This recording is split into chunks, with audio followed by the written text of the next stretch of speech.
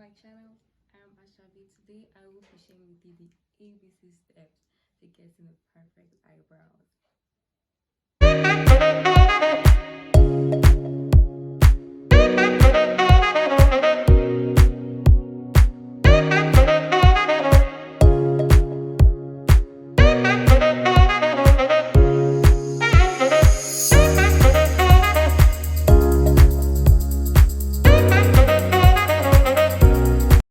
So before you go ahead to drawing your brows, there's a small tip I would like to share with you. I was taught by makeup expert, and it has worked for me and so many other beauty experts in the makeup industry.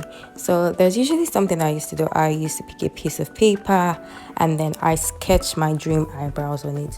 So I think if you do this as often as possible, that way you'll be able to know and master all the angles of your eyebrows before you start to carve your brows or before you start to draw your own eyebrows, so that way you make less mistakes.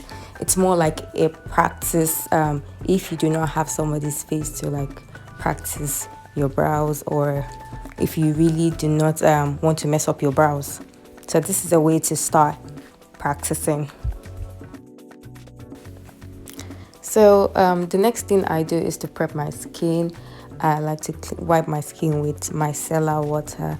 There are actually a lot of products that have micellar water out there, but I recommend Blossom Makeup because it gives you like a really good finish on your skin. Like, it's so matte, it smells great. So I use dry wipes. You can always get dry wipes from the store, and just tap on the top of the bottle and the liquid comes out of it.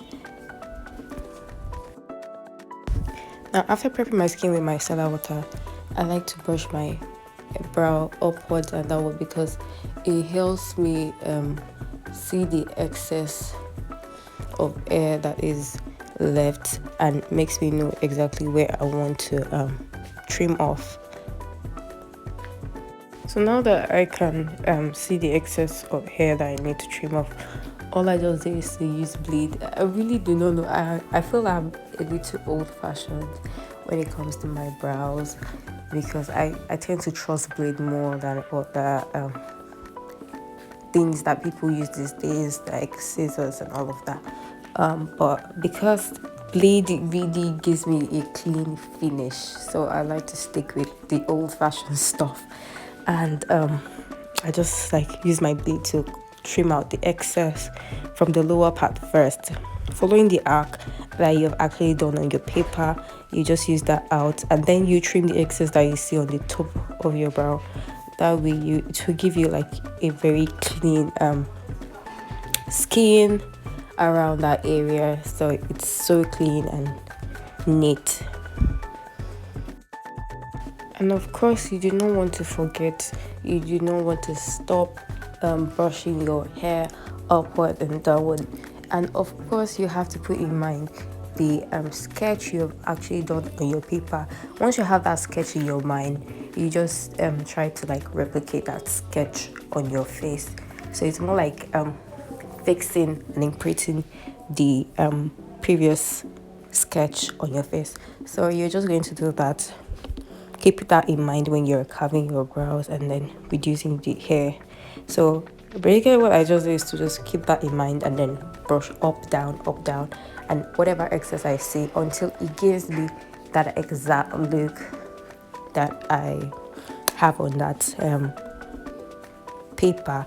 So that way when I want to draw my brows, it makes it so easy for me to draw the brows on the hair, on my brow hair, if that makes any sense.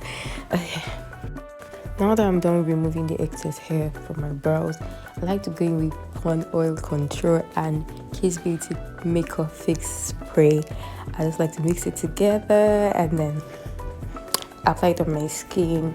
I have a really oily skin, so I just really go for stuff that will keep my skin really matte throughout the day.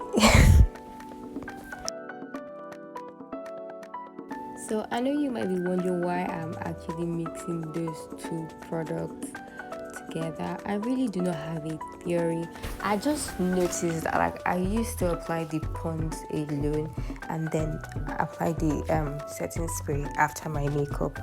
But I noticed that when I use the Pond's, it really does not blend into my skin, makes my makeup a little bit cakey. And then when I choose to apply the setting spray after my makeup, it makes my makeup too dewy. So I just like to mix it together, and since I've been doing that, I really like the effect it gives my skin after the makeup. Now for my brows, I just like to go in with the 100 Naira Davis brow pencil. It's about $0.26 according to the exchange rate today, but I do not have a theory for using a cheap pencil. But because I use a lot of products, like I use brow tamer to make my brows sleep, and I use brow gel, like I use the brow gel from Ushers that makes it look a little bit more natural. So all of that I use makes me not really spend so much on my pencil, because at the end of the day it literally is the same thing. But if you're not using all of that, you could just go straight to pencil like Beautyline by Didi. You could use Marbrook. There's so many good pencils out there that you could use. They have fine finish too and really nice. And now that you've gotten your pencil, whatever product you're using, you just need to apply the same technique you used on the paper again. In stroking your brows, you just need to apply the same pressure that you use, and of course you do not want to apply so much pressure on your pencil, like the way you used your biro or your pencil. If you use the pencil to sketch, you make sure that you're just using light strokes. So the same method, that's what you're going to do on your brows, just light strokes. Make sure you're not applying any, almost no pressure, because the pencil is obviously going to like show on the skin. So you don't need to go all aggressive with your pencil. I think that makes people make a lot of mistakes. Before my brow game became better, at least that I can actually film it, I did a lot of practice on paper, like I said before, and I realized that one of the mistakes I used to make before was applying so much pressure on my pencil when I did not need to. I did not need to apply so much pressure. So that might be what is wrong with your brows right now. So you might not need to apply so much pressure. You just need to give it light strokes, and then you stroke it from the inner part to the front. I like to give it like some kind of a hair strokes at the front just to make it look natural, the front hairline, and then I thicken it when I'm getting close to the tail of my brow.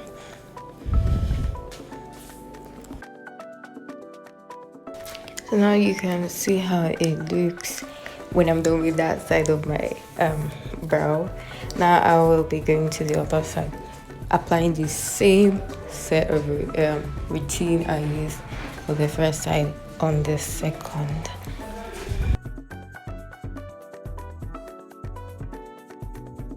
So now you can see how it looks after I am done with everything. So I'm just going to conceal the brows right now with this beautiful concealer palette that I cannot remember the name.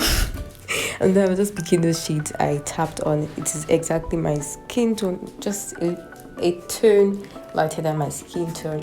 And then for the top of my brows, I'll be using a tone darker than my skin tone, because I want it to be so easy to blend. And I like to use a shade lighter on my eyelids, because I want my shadows to pop if I'm actually going to use shadows, and I just want my eye area to look brighter. That's the illusion I like to give.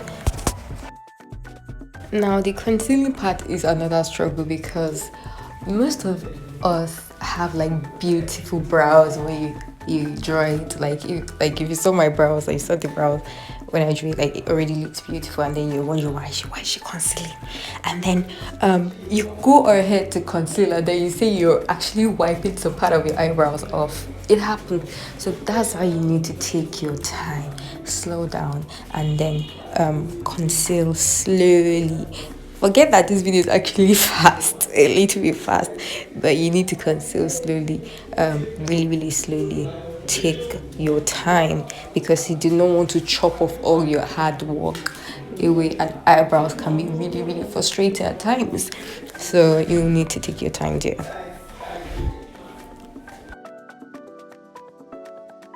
So when I'm done with the concealing of the top of my brows, I just go straight with my blending brush and I blend out the excess. So this is how it looks. Ta-da! I hope you guys enjoyed this video. Don't forget to give it a thumbs up. Don't forget to share. Don't forget to subscribe. And don't forget to drop a comment in the comment section. I love you all.